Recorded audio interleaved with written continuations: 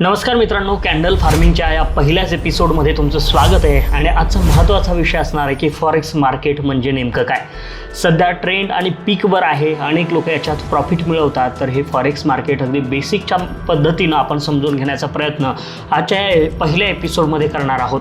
सगळ्यात पहिल्यांदा forex market म्हणजे काय हा प्रश्न तुमच्या मनात बऱ्याचदा आला असेल की बाबा हे फॉरेक्स मार्केट असतं तरी काय. शेअर मार्केटच आहे, मात्र इंडियन मार्केट आणि फॉरेक्स मार्केटमध्ये काय फरक असतो, फॉरेक्स मार्केट कशाला म्हटलं जातं, तर या सगळ्या गोष्टी ज्या आहेत तर त्याच्यावरती आपण प्रकाश टाकायचं काम करणार आहे की बाबा फॉरेक्स मार्केट काय असतं आणि कशा पद्धतीनं ते काम करतं. तर चला सुरू करूया. सगळ्यात पहिल्यांदा व्हिडिओ जर लाईक केला नसेल तर लाईक करा आणि अशाच व्हिडिओसाठी आपल्या चॅनलला सबस्क्राईब करायला सुद्धा विसरू नका.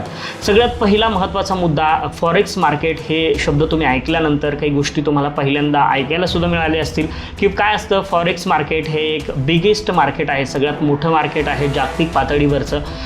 त्यानंतर 24 तास हे मार्केट चालू असतं. इथं करन्सी ज्या आहेत तर त्या ट्रेड होतात, करन्सी पेअर ज्या आहेत तर त्या ट्रेड होतात. हाय लिक्विडिटी इथं असते आणि त्याच्यामुळं फॉरेक्स मार्केटमध्ये म्हणजे इंडियन मार्केटपेक्षा फॉरेक्स मार्केटमध्ये ट्रेड करण्याला लोक पसंती आज देताना पाहायला मिळतात.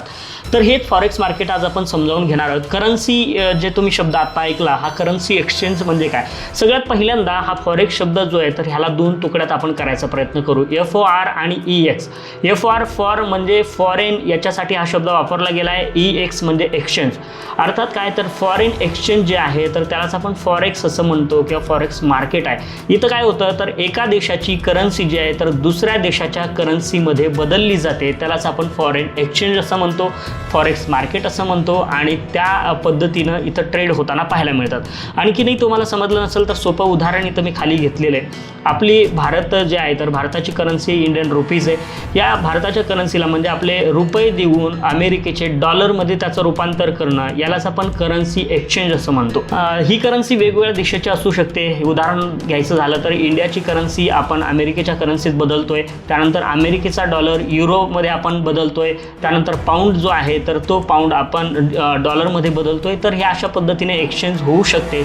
वेगवेगळे हेच उदाहरणं आहेत, आपण ते समोर पाहण्याचा प्रयत्नही करणार आहेत की बाबा या करन्सी कोणकोणत्या आहेत, कशा पद्धतीनं त्या एक्सचेंज होतात. तर त्याच्यावरही प्रकाश टाकणारे एक बेसिक गोष्टी तुमच्यासमोर आता मांडतो आहे.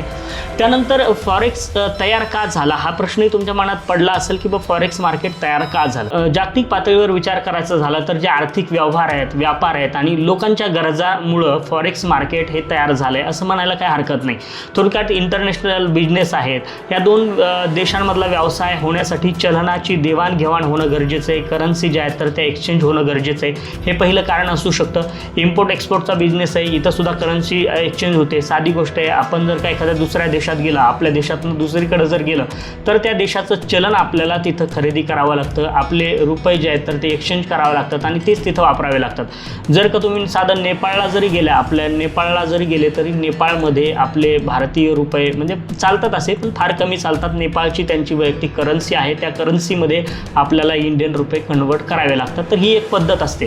आता हे मार्केट तयार होण्याच्या पाठीमागची कारणं टुरिझम असू शकतं, ग्लोबल ट्रान्झॅक्शन असू शकतात, त्यानंतर इन्व्हेस्टर ट्रेडर आहेत, हे सगळे आलेत आणि त्याच्यामुळं ह्या सगळ्या गोष्टींसाठी हे फॉरेक्स जे मार्केट आहे, एक्सचेंज आहे तर त्याची गरज पडली असं म्हणायला काही हरकत नाही. साधं तुम्ही समजून घेऊ शकता या गोष्टी. जर का जागतिक पातळीवर विचार करायचा झाला तर जी उलाढाल होते ना तर ती $7 ट्रिलियन उलाढाल एका दिवसाला या फॉरेक्स मार्केटमध्ये आपल्याला होताना पाहायला मिळते. एवढं मोठं मार्केट आहे, जागतिक पातळीवरचं मोठं मार्केट आहे.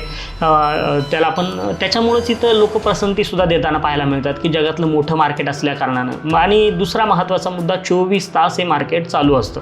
म्हणजे सकाळपासनं म्हणजे तुम्ही झोपेत असाल ते सेशनही आपण पाहणार आहेत. सकाळपासनं हे मार्केट चालू होतं तर रात्रीही चालतं. फक्त रात्री थोड्या काही वेळासाठी मार्केट थोडंसं बंद होतं, परत चालू होतं. तर अशा पद्धतीने 24 तास मार्केट चालू असतं.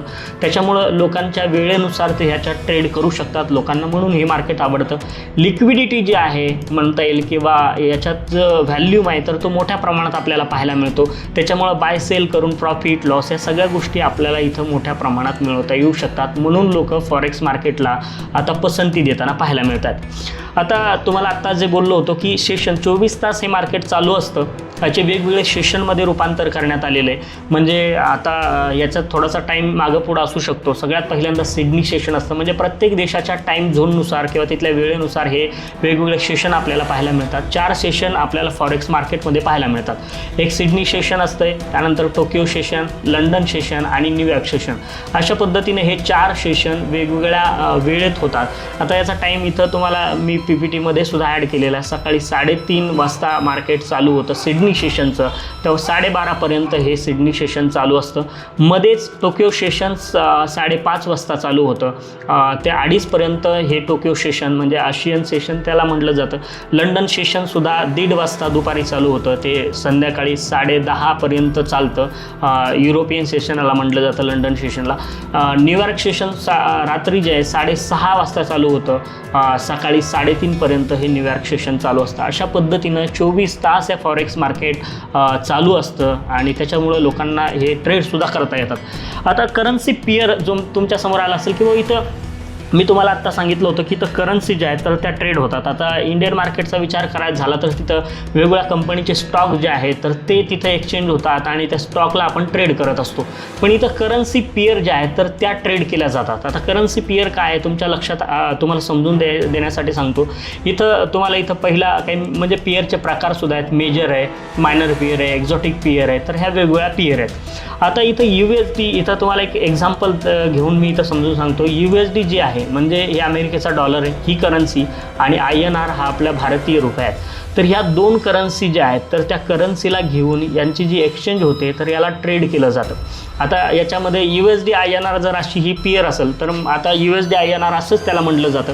इथं वेगवेगळ्या तुम्हाला मेजर पेअरमध्ये सुद्धा पाहायला मिळतं. युरो USD म्हणजे युरोपियन हे जे आहे ती करन्सी आहे, आणि इथं USD जे अमेरिकेची करन्सी आहे. USD JPY जपानीज करन्सी आहे. या 2 ज्या आहेत तर त्या ट्रेड होतात, त्या हे होतं एक्सचेंज होतात. तर अशा पद्धतीने याची नावं ठेवलेली आहेत आणि या नावावरूनच याला आपण पेअरला ओळखतो. युरो JBP असेल किंवा युरो JPY असेल किंवा युरो INR असेल, तर ह्या करन्सी ज्या आहेत तर 2 देशाच्या करन्सी एक्सचेंज होतात आणि त्याचा ट्रेड किंवा त्याची ट्रेडिंग आपण या फॉरेक्स मार्केटमध्ये करत असतो. किंवा लक्षात ठेवण्यासारखी एकच गोष्ट, किंवा USD INR अशी जर एखादी पेअर असेल तर त्यातली बेस करन्सी ही USD म्हणजे मुख्य करन्सी USD आणि त्यानंतर INR. अशा पद्धतीनं किंमत सांगणारं चलनसुद्धा त्याला म्हटलं जातं, किंवा ह्याला बेस करन्सी, याला कोट करन्सी किंवा किंमत सांगणारी करन्सी असं सुद्धा आपण त्याला म्हणू शकतो. तर असंच आहे युरो USDमध्ये. युरो ही बेस करन्सी, USD ही त्या किंमत सांगणारी करन्सी आहे. या USD JPYमध्ये USD बेस करन्सी आहे, बेस म्हणजे मूळ चलन आहे. तर अशा पद्धतीने ह्या वेगवेगळ्या ज्या आहेत करन्सी तर त्या पेअर ट्रेड होतात आणि त्याची ट्रेडिंग आपण या फॉरेक्स मार्केटमध्ये करत असतो. आता इथं तुमच्या मनात प्रश्न पडला असेल की ट्रेडर इथं पैसे नेमके कसे कमवतात बा. तर आता एक गोष्ट तुम्हाला सांगतो की मार्केट असं आहे, मार्केटमध्ये तुम्ही बाय करूनही पैसा कमवू शकता. म्हणजे आता समजा मार्केट इथं आहे आणि इथून इथं मार्केट गेलं आहे, तुम्ही जर इथं खरेदी केलं आणि इथं विकलं तर तुम्ही याच्यातनं पैसा कमवू शकता. आता इथं 10 रुपयाला जर का एखादा करन्सी पेअर तुम्ही खरेदी केली आणि ती जर का इथं जाऊन 20 रुपयावर गेली, तिथं तुम्ही सेल केली तर तुम्हाला इथं 10 रुपयाचा प्रॉफिट होऊ शकतो. अशा पद्धतीनं बाय जे आहे तर त्यानं बाय करून तुम्ही सेल करू शकता. खाली बाय करा, वर सेल करा, अशा पद्धतीने तुम्ही पैसे कमवू शकता. दुसरा एक मार्ग याच्यामध्ये, इथं वर मार्केट गेलेलं आहे ऑलरेडी आणि तुम्हाला वाटतं की मार्केट आता खाली पडण्याचे चान्सेस आहेत, तर तुम्ही इथं सेल करू शकता. तुमच्याकडे असो, तुम्ही आधी घेतलेला असो किंवा नसो, तुम्ही इथून याला खाली सेल करून सुद्धा पैसे कमवू शकता. अशा पद्धतीनं ट्रेडर याच्यामध्ये पैसे कमवतात. तुम्ही फक्त मार्केटचा मूळ ओळखायचं, एक मार्केट वर जाणार आहे, खाली जाणार आहे, बायला जाणार आहे का सेलला जाणार आहे. तुम्हाला ते लक्षात आलं की तुम्ही त्या पद्धतीनं पैसे कमवू शकता. थोडक्यात काय, तर मार्केट वर जाते तरीसुद्धा तुम्ही पैसे कमवू शकता, मार्केट खाली येते तरीसुद्धा पैसे कमवू शकता. फक्त करेक्ट ओळखलं गेलं पाहिजे, त्याला डिसिप्लिन तुमच्यामध्ये असणं गरजेचं आहे आणि या गोष्टीवर आपण चर्चा तर वेळोवेळी पुढं करणारच आहे. आता महत्त्वाच्या काही गोष्टी ज्या आहेत तर त्याच्यावरच आपण सध्या फोकस करतो आहे. छोट्या छोट्या आणि सिंपल साधं जे बेसिक आहे तर ते आपण समजून घ्यायचा प्रयत्न या व्हिडिओतनं करतो आहे. आता एक साधं उदाहरण मी तुमच्यासाठी इथं घेतलेलं आहे की पैसे कसे कमवतात. तुम्हाला तसं क्लिअर नसेल झालं तर आणखी एक लक्षात घ्या. समजा आपण USD INR या पेअरमध्ये ट्रेड करतोय आणि या पेअरमध्ये ट्रेड करत असताना USDची किंमत समजा 83 रुपये आहे. आता ती कमी जास्त असू शकते सध्या. मी उदाहरणासाठी तुम्हाला सांगतो 83 रुपयाला 1 USD आहे. डॉलरची किंमत जी आहे तर ती 83 रुपये आहे. हा डॉलर जर का 84 रुपयावर गेला तर एक जे रुपया आहे तर तो तुमचा प्रॉफिट झालेला आहे. तर अशा पद्धतीनं 83वरनं जर का 84वर गेला म्हणजे काय आहे, थोडक्यात इथं आपण डॉलर होता वर गेला, USD INR ही पेअर इथून इथपर्यंत गेली, इथं 83 रुपये किंमत होती, इथं गेल्यानंतर ही 84 रुपये किंमत झाली आणि ही किंमत झाल्यानंतर तुम्ही जर इथं सेल केला तर 1 रुपयाचा सरळ तुमचा प्रॉफिट तिथं झालेला असतो. थोडक्यात हे अशा पद्धतीनं आपण याच्यात पैसे कमवतो. हे वर गेलं तर आणखी पैसे जास्त कमवतो. 83 रुपयावरनं जर 90वर गेला तर आपल्याला तितक्याच पटीत प्रॉफिटसुद्धा पाहायला मिळतो. आता फॉरेक्समध्ये काम जे आहे तर कोण काम करतं, इथं तुम्हाला हे सगळ्यात पहिल्यांदा समजून घेणं गरजेचं आहे.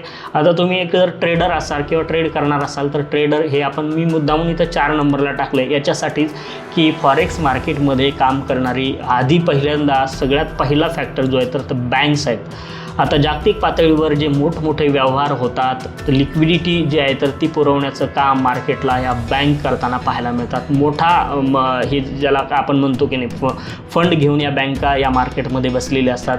गव्हर्नमेंट्स असतात, बिग कंपनीज असतात आणि त्याच्यानंतर म्हणजे मोठमोठ्या कंपन्यासुद्धा ह्या फॉरेक्समध्ये ट्रेड करतात, पैसे कमवतात आणि जी वेल्थ बनवताना पाहायला मिळतात. आता रिटेल ट्रेडर हे सर्वात शेवटी आपल्याकडे पाहायला मिळतं. आपण काय 10-20 हजाराचं कॅपिटल पैसे घेऊन येतो आणि या मार्केटमध्ये पैसा कमवायला बसलेला असतो. आता तो कसा कमवायचा, डिसिप्लिन किती ठेवली पाहिजे, काय या सगळ्या गोष्टींवरती आपण एक सिरीजच ही आता येणार आहे. हा तुम्हाला जो आहे तर तो पहिला एपिसोड आज आपण इथं समजून सांगायचा प्रयत्न करतोय. तर या बेसिक गोष्टी तुम्ही फक्त आता लक्षात घ्या की कोण काय कशा पद्धतीने याच्यामध्ये ट्रेड करतं.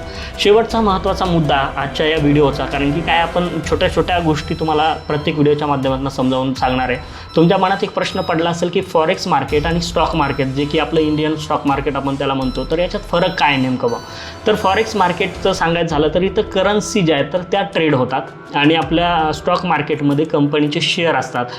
कोणती कोलगेट कंपनी म्हणा, कुठली ज्या काही कंपनी तर त्या वेगवेगळ्या कंपनीचे शेअर असतात, त्या शेअरला आपल्याला ट्रेड करायचं असतं. हे मार्केट 24 तास चालू असतं फॉरेक्स मार्केट.